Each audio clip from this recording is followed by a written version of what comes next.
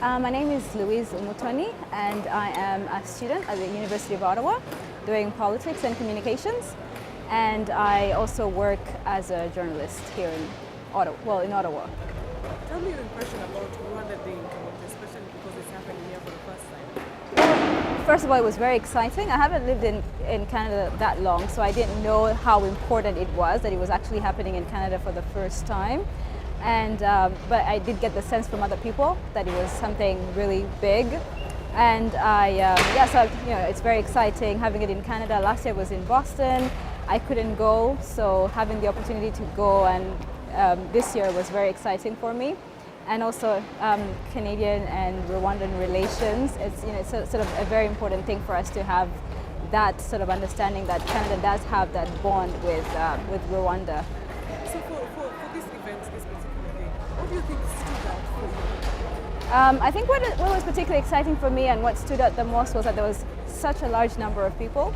I think that we might have had the largest number of people for any Rwanda Day event ever. So that was very exciting. Another thing that was very exciting as well, and what stood out was that we had we had a huge number of youth coming out, and that was exciting. You don't get that many youth coming out for anything, so this was good for that reason. Speaking of youth, the president was talking about Rwandans playing a role in the development of the country, Yeah. and just saying you don't have to travel thousands of miles away from home in vain. At least what you're doing abroad, take it back home. What is your impression about that? I keep telling a few friends of mine that what really counts and what matters is education. So what can you take back? I would take back education. I can learn as much as I can possibly learn, and the president did mention that as well. We're here to pick that skill and take it back home with us. So education is paramount for me. And if you can get to the pinnacle of that, if you can sort of like strive and get to the top of that, then you will have something to contribute when you get back.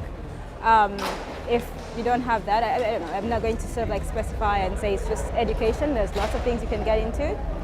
But with me, I would say education is the first thing, and that's paramount, and that's the best way you can contribute to your community, because you're bringing something that probably is not there to that extent. Yeah. Thank you. Very welcome.